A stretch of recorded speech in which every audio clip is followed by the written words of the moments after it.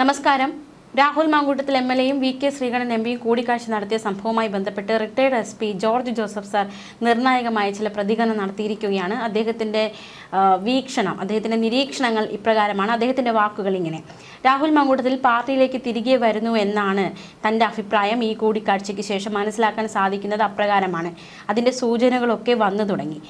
അതായത് വി.കെ. ശ്രീകണ്ഠൻ എം.പിയും രാഹുൽ മാങ്കൂട്ടത്തിൽ എം.എൽ.എയും അവിചാരിതമായി കണ്ടു എന്നാണ് പറയുന്നത്. പക്ഷേ എങ്കിൽ പോലും അത് കോൺഗ്രസിലേക്ക് രാഹുൽ മാങ്കൂട്ടത്തിൽ തിരികെ പോകുന്നു എന്നതിൻ്റെ സൂചന തന്നെയാണ്. രാഹുലിനെ അംഗത്വം നൽകി, അതായത് എടുത്തുകളഞ്ഞ അംഗത്വം തിരികെ നൽകി പാർട്ടിയിലേക്ക് തിരിച്ചെടുക്കുന്നതായിരിക്കും നല്ലത് എന്നാണ് തനിക്ക് തോന്നുന്നതെന്ന് ജോർജ് ജോസഫ് പറഞ്ഞു. രാഹുലിനെ പോലൊരു വ്യക്തി എവിടെ മത്സരിച്ചാലും കോൺഗ്രസിനൊരു സീറ്റ് ഉറപ്പാണ്. എല്ലാ ജാതിക്കാരും, എല്ലാ മതക്കാരും, എല്ലാ പാർട്ടിക്കാരും രാഹുലിന് വോട്ട് ചെയ്യും എന്നാണ് തനിക്ക് മനസ്സിലാക്കാൻ സാധിക്കുന്നത്. പാലക്കാട് രാഹുൽ മത്സരിച്ചപ്പോൾ കൂടെ ഷാഫിയും വി.കെ. ശ്രീകണ്ഠനും പിന്തുണ അർപ്പിച്ച് കൂടെ ഉണ്ടായിരുന്നു. ആ വി.കെ. ശ്രീകണ്ഠനുമായിട്ടാണ് രാഹുൽ മാങ്കൂട്ടത്തിൽ ഇപ്പോൾ കൂടിക്കാഴ്ച നടത്തിയിരിക്കുന്നത്. അതൊരു നല്ല ലക്ഷണമായിട്ടാണ് താൻ കണക്കാക്കുന്നതെന്നും ജോർജ് ജോസഫ് പറഞ്ഞു.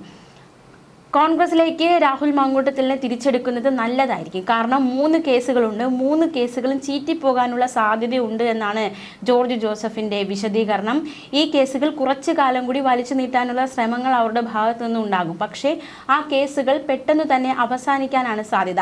3 കേസുകൾക്ക് നിയമപരമായിട്ടുള്ള നിലനിൽപ്പില്ല എന്ന് തുടക്കം മുതൽ മനസ്സിലായ കാര്യമാണ്. ഹൈക്കോടതിയും അതേ അഭിപ്രായത്തിൽ തന്നെ എത്തിയത് പിന്നീട് നമുക്ക് മനസ്സിലായി. സുപ്രീം കോടതിയും അതേ അഭിപ്രായത്തിൽ തന്നെയാണ് എത്തിയത്. കേസുകൾക്ക് നിലനിൽപ്പില്ല നിയമപരമായിട്ട്. അതിനിടയിൽ മറ്റൊരു കാര്യം, രാഹുൽ മാങ്കൂട്ടത്തിലെ ജാമ്യം റദ്ദാക്കുന്ന തരത്തിലുള്ള ഒരു നീക്കം ഉണ്ടായിട്ടുണ്ട്. പരാതിക്കാരി വാട്സപ്പ് കോളിലൂടെ രാഹുൽ വിളിച്ചു എന്നതുകൊണ്ട് രാഹുൽ മാങ്കൂട്ടത്തിലെ ജാമ്യം റദ്ദാക്കണമെന്ന ആവശ്യം പരാതിക്കാരിയുടെ ഭാഗത്തു നിന്നുണ്ടായിട്ടുണ്ട്. പക്ഷേ അത്തരത്തിൽ ജാമ്യം റദ്ദാക്കാൻ സാധിക്കില്ല. അത് പ്രായോഗികമായി നടക്കുന്ന കാര്യമല്ല. അങ്ങനെ വിളിച്ച് സംസാരിക്കാനുള്ള സാധ്യത വളരെ കുറവാണ് എന്നാണ് ജോർജ് ജോസഫിൻ്റെ നിഗമനം. അറിയാതെ കോളെങ്ങാനും പോയാലായി. അതിനൊരു സംഭാഷണമായിട്ട് പറയാൻ സാധിക്കില്ല. ഒരു കാരണമായി അതിനെ, അതായത് ജാമ്യം റദ്ദാക്കാനുള്ള ഒരു കാരണമായി അതിനെ കാണാനും സാധിക്കില്ല. മാത്രമല്ല, ഇവർ നേരിട്ട് കാണുകയോ സംസാരിക്കുകയോ ചെയ്തിട്ടുണ്ടാകില്ല എന്നാണ് താൻ കരുതുന്നത്. കാരണം രാഹുൽ മാങ്കൂട്ടത്തിൽ ബുദ്ധിയുള്ള ഒരു വ്യക്തിയാണ്, ജാമ്യ വ്യവസ്ഥയിൽ നിൽക്കുന്നൊരു വ്യക്തിയാണ്.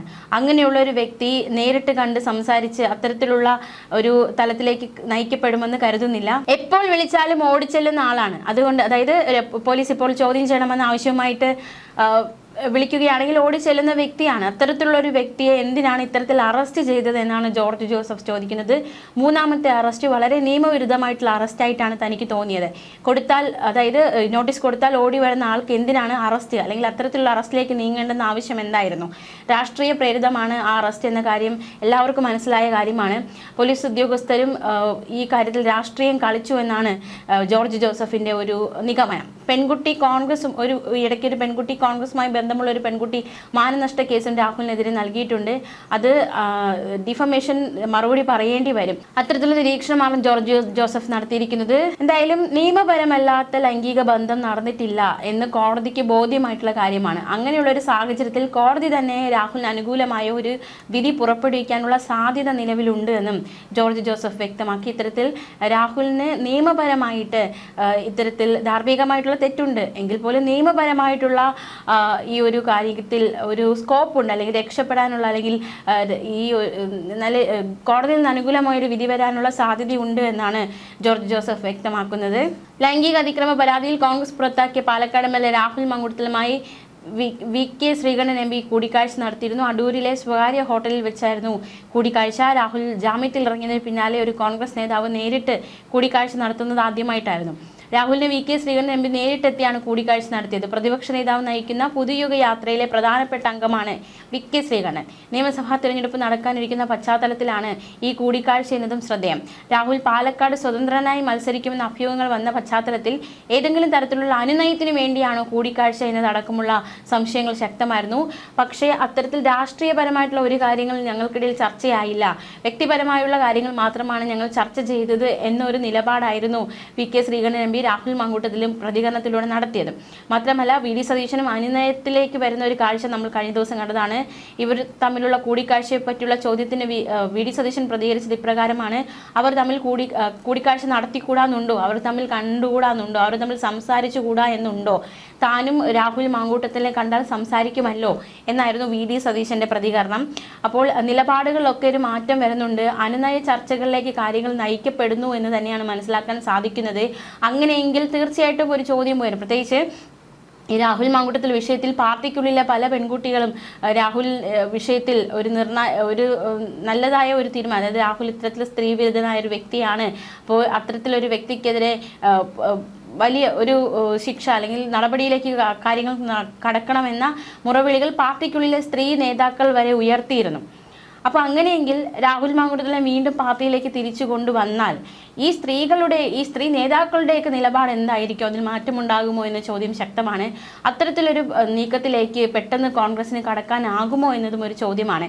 കൂട്ടായി എടുത്ത തീരുമാനമാണ്, ബോധ്യങ്ങളുടെ അടിസ്ഥാനത്തിൽ എടുത്ത തീരുമാനമാണ് പാർട്ടിയിൽ നിന്ന് രാഹുൽ മാങ്കൂട്ടത്തിനെ പുറത്താക്കുക എന്നത്.